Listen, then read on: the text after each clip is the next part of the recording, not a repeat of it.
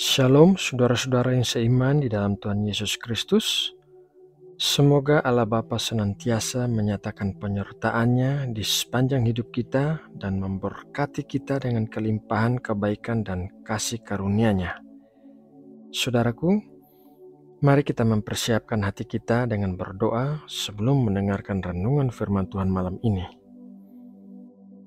Bapa kami yang ada di sorga, Bapa yang baik yang selalu mengasihi anak-anak-Nya, malam ini kembali kami datang kepadamu dengan ucapan syukur karena telah melewati hari ini dengan baik. Terima kasih karena Engkau telah menopang dan melindungi kami serta memberkati segala pekerjaan kami hari ini.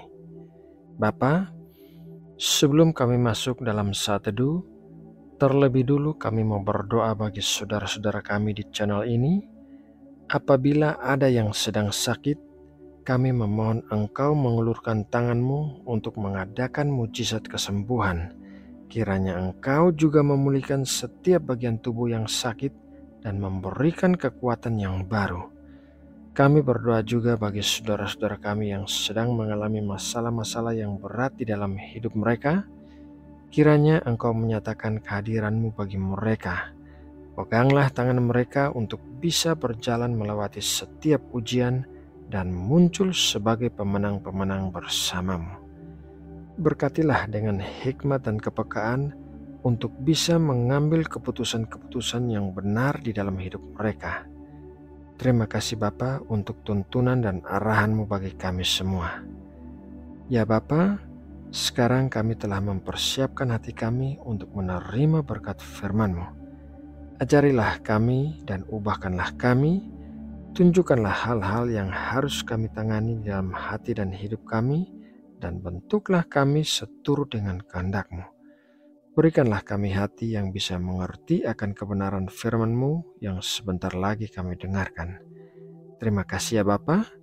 Dalam nama Tuhan Yesus Kristus, kami berdoa dan mengucap syukur. Amin. Saudara yang terkasih di dalam Tuhan Yesus Kristus, dengan membaca Alkitab setiap hari secara teratur, kita pasti akan memperoleh pengetahuan tentang kebenaran Allah.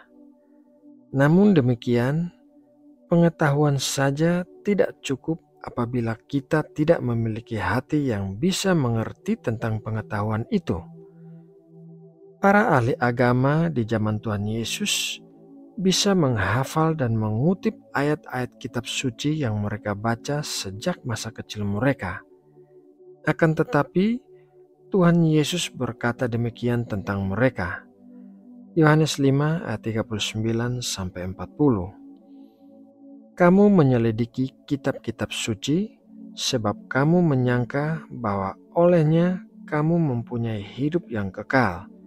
Tetapi, walaupun kitab-kitab suci itu memberi kesaksian tentang aku, namun kamu tidak mau datang kepadaku untuk memperoleh hidup itu. Para ahli agama telah membaca dan menghafal ayat-ayat yang berbicara tentang Mesias, namun mereka tidak bisa mengerti apa yang mereka baca.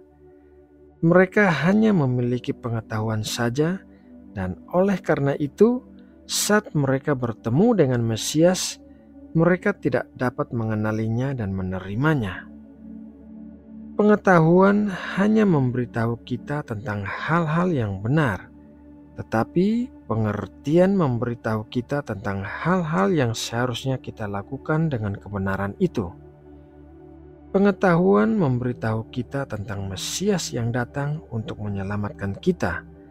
Pengertian memberitahu kita bahwa kita harus menerimanya sebagai Tuhan dan Juru Selamat kita, karena Dia adalah Mesias yang datang untuk menyelamatkan kita. Saudara yang terkasih di dalam Tuhan Yesus, sangat penting bagi kita untuk selalu meminta kepada Allah agar memberikan kita hati yang bisa mengerti tentang firman-Nya yang kita baca dan dengarkan.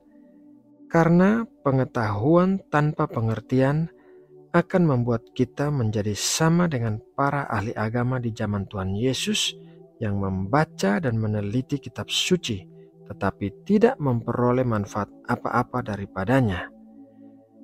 Lebih jauh lagi, Tuhan Yesus juga memberikan sebuah perumpamaan tentang penabur dan benih yang menyinggung tentang orang yang mendengar firman Tuhan tetapi tidak mengerti apa yang didengar tersebut. Mari kita baca dalam Matius 13 ayat 19. Kepada setiap orang yang mendengar firman tentang kerajaan sorga tetapi tidak mengertinya, datanglah si jahat dan merampas yang ditaburkan dalam hati orang itu. Itulah benih yang ditaburkan di pinggir jalan. Orang yang mendengar firman Tuhan tetapi tidak mengerti firman yang didengarnya itu, sama saja seperti tidak pernah mendengarkan firman itu. Tidak ada yang akan bertumbuh di dalam hatinya, apalagi berbuah. Sama halnya seperti benih yang dirampas oleh si jahat dalam perumpamaan yang disampaikan oleh Tuhan Yesus. Untuk bisa memiliki hati yang bisa mengerti akan pengetahuan firman Tuhan yang kita baca atau dengarkan, maka ada dua persyaratan mutlak, yaitu persyaratan pertama adalah menerima Yesus Kristus sebagai Tuhan dan Juru Selamat di dalam hidupnya. Seluruh isi Alkitab yang kita baca berbicara tentang kasih Allah yang dinyatakan melalui Tuhan Yesus Kristus. Jadi, apabila kita tidak menerima Yesus Kristus sebagai Tuhan dan Juru Selamat di dalam hidup kita, maka apa yang kita baca di seluruh Alkitab hanyalah merupakan pengetahuan saja. Kita bisa membacanya tetapi tidak mendapatkan rahasia kebenaran yang terkandung di dalamnya.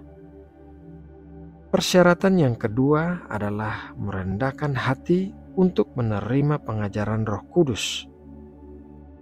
Setiap orang yang telah menerima Tuhan Yesus Kristus sebagai Tuhan dan Juru Selamat di dalam hidupnya pasti akan menerima Roh Kudus yang akan membimbing dan mengajarnya.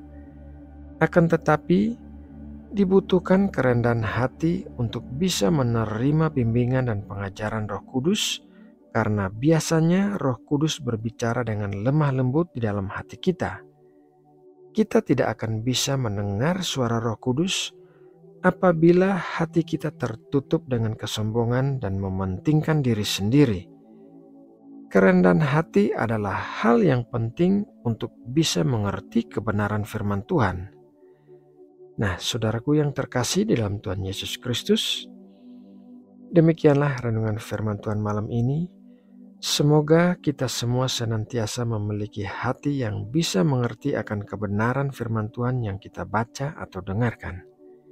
Mari kita berdoa untuk menutup renungan ini. Allah Bapa yang Maha Kudus, Allah yang bertata di atas puji-pujian umat-Nya, kami mengucap syukur buat benih firman-Mu yang kami terima malam ini. Kiranya benih firman-Mu tertanam dengan kuat di dalam hati kami, sehingga iblis tidak dapat merampasnya dari kami. Berikanlah pertumbuhan pada setiap benih firman yang ada di dalam hati kami, agar bisa bertumbuh dan menghasilkan buah-buah yang melimpah. Terima kasih ya Bapa. Sebentar lagi kami akan segera beristirahat. Kami berdoa meminta penyertaan dan perlindungan-Mu di sepanjang malam saat kami tidur. Kiranya kuasa-Mu memulihkan kesehatan tubuh kami dan memberikan kami kekuatan yang baru saat kami bangun tidur besok pagi. Berkatilah kami dengan pikiran-pikiran-Mu di saat kami tidur, sehingga kami bisa mengerti kehendak-Mu dan melakukannya dengan penuh ketaatan. Terima kasih ya Bapa buat kasih dan belas kasihan-Mu yang besar bagi kami. Ya Bapa, kami juga mau berdoa bagi Indonesia. Kami memohon berkat-berkat yang terbaik dan kesejahteraan bagi bangsa kami. Kami memohon keamanan di sepanjang tahun, terutama menjelang saat-saat pemilu. Kiranya tangan-Mu senantiasa menaungi dan melindungi Indonesia. Gagalkanlah segala niat jahat yang bermaksud memecah belah persatuan dan kesatuan di negeri kami. Terima kasih Bapa buat segala sesuatu yang Engkau rancangkan bagi Indonesia.